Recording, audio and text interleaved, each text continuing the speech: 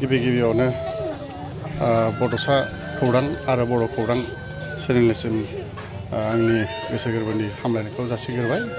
दा नैबे समाव जों जास्ट नैबेयाव बिथांखौ जों बिदाय होना फैबाय।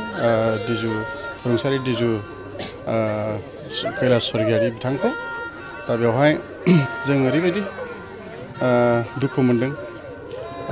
सासे जोंनि गेजेराव सासे फोरोंगिरि, राफोद फोरोंगिरि दिनै जों खोमाना लानाय बायदि मोनदों। आरो बिथाङा जिबायदि रोंगौथि लानानै खामानि मावदोंमोन, बिनि मावलांनाय खामानिफ्रा गोबां आद्रा थालांबाय। बेनिखायनो जोंबो जोबोद दिनै नदुवार दख'रा बर' थुनलाइ आफादनि जानानै जों दुखु फोरमायदों। आरो बेखौ जे हागौ जोङो जिल्ला बर' थुनलाइ आफाद,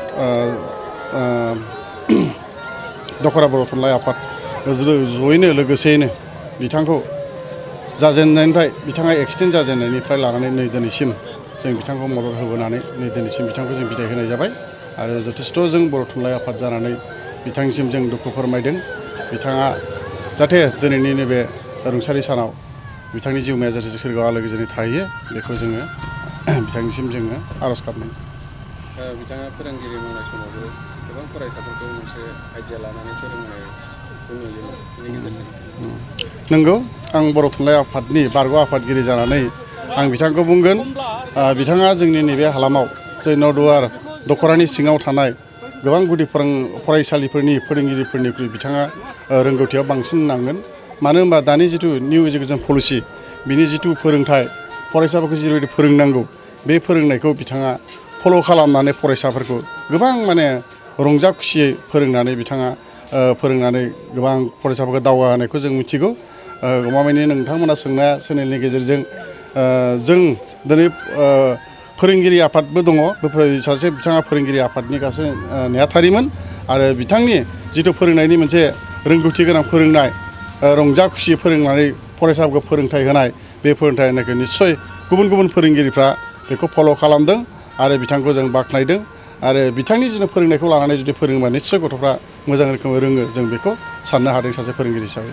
बिथांनि रुंसारि जानाया गोबां जायगायावनो गोहोम गोलैदों, दुखु मोननाय फोरमायदों गोबां सुबुंफोरानो बेनि गेजेरजों। बिथाङा जोंनि आसामनि गेजेरावनो होननांगोन गासैबो। बिथांनि रुंसारि जानायाव गोबाङानो दुखु मोननाय फोरमायहरदों। सोरबाया सिनायाब्लाबो बिथांनि जिथु फेसबुकफ्राव नुनाय, बेखौ नुनानै सोरबाया खन्थाइ आवरायदों, सोरबाया लिरदों, गोबां होनदों। मानो होनबा बिथाङा गोबां बिहोमा दङ। दिनै गिबियावनो बिथाङा बर' फरायसा आफादनि सासे बिबानगिरिमोन नदुवारनि। आरो बिनि उनाव जिल्लायावबो बिथाङा नैबे कालचार सेक्रेटारि बिथाङा मोनदों बिश्वनाथ जिल्ला बर' थुनलाइ आफादाव। आरो बेजों लोगोसे नै थांनाय गल्डेन जुबिलियाव जोंनि नदुवार प्राइमारि बड' साहित्य सभानि जितु बडि चेन्ज जादोंमोन, बेवहाय गोदानै बिथाङा गाहाय नेहाथारि जादोंमोन। दा बेखायनो बिथाङा फारफ्रोमबो बिथिंनिफ्राय, आरो लोगोसे जोंनि मिथिनायाव बिसानिबो बिथाङा सासे सोद्रोमामोन। बेखायनो गासै रायजो राजाफ्रा बिथांनि सायाव बिथांखौ सिनायो आरो बिथांनि रोंगौथि गोनांखौ बयबो मिथियो। बेखायनो दिनैनि दिनाव बिथांखौ दुखु फोरमायनायखौ बयबो खालामदों होननानै आं सानो। बिथांनि फरायसालिनि फरायसाफोरखौ नोंथाङा मा बुंनो सानो? बिथाङा जे गोमालांबाय, दा बे समाव आं बे फरायसालिनि जिथु अन्थाइबारि गुदि फरायसालि, बे फरायसालिनि गथ' गथायफोरनि सायाव आं बेखौनो दुखुजों बुंनो लुबैयो। जिहेतु बेवहाय फरायसालिफ्रा गोबां दङ, 60नि बांसिन फरायसालियाव फरायो। आरो बेवहाय दा सासेल' फोरोंगिरि दङ। बे सासेल' फोरोंगिरियाव दिनै एथ' बुरजा फरायसालिफोरखौ फोरोंनो हागोनखौ आं नुहुराखै। आरो जिबायदि बिथाङा आइडिया लानानै, गावनि टेकनिक लानानै गथ' गथायखौ फोरोंबोदोंमोन, बेबायदि फोरोंनो हागोन ना हाया। आरो गथ'फ्रा जिबायदि आग्रह जादोंमोन, गथ'फ्रा जिबायदि एनरलमेन्टआ बारायबोदोंमोन बिथांनि फोरोंनायनि थाखाय, नाथाय बे जागोन ना जाया आं बेखौ दुखु मोनदों। दख'रा बर' थुनलाइ आफादनि बारग' आफादगिरि जानानै जाहाथे जोङो बिथांबायदि सासे रोंगौथि गोनां फोरोंगिरि मोनोब्लासो निस्सय बे फोरोंगिरिया जौगागोन होननानै आं सानो। समाव दुखु फोरमायहरबाय। दा बिथां कैलाश दिजु स्वर्गियारि हिसाबै जोंनि हालामनिनो सासे फुंखा सुबुंमोन। दा बिथांनि जिथु हरखाबै रुंसारि जानाय, बेखौ जोङो सहजावनो आजावनो हायै मोनसे अबस्था जादों। दा जेखिजाया बिथांखौ जों जुदि समाज बिथिङाव जुदि नोजोर होयोब्ला बिथाङा सासे मोनसे समनि नख'र दुलाराय बर' फरायसा आफादनिनो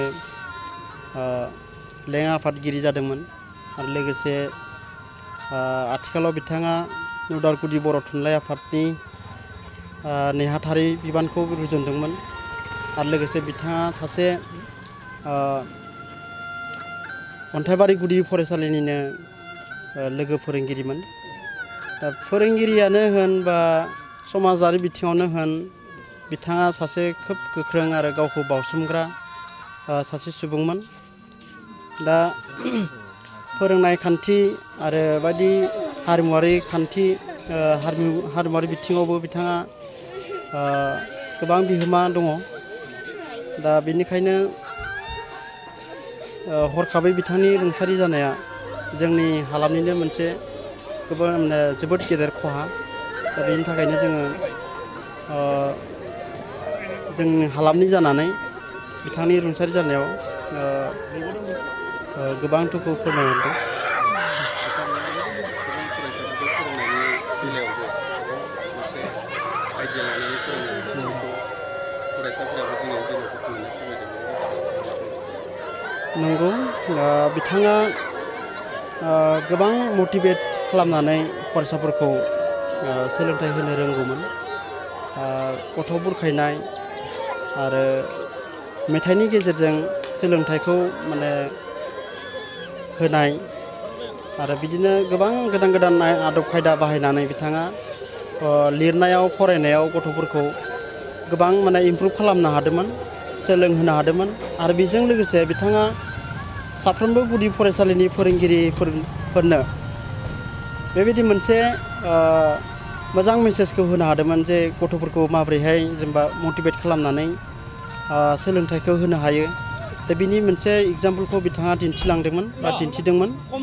दा बेनिखायनो नैबे समाव सासे फोरोंगिरि हिसाबै आरो सासे जोंनिनो समाजनि फुंखा सुबुं हिसाबै बिथांनि रुंसारि जानाया जोंनि जायगायाव गोबां खहा जाना थालांबाय।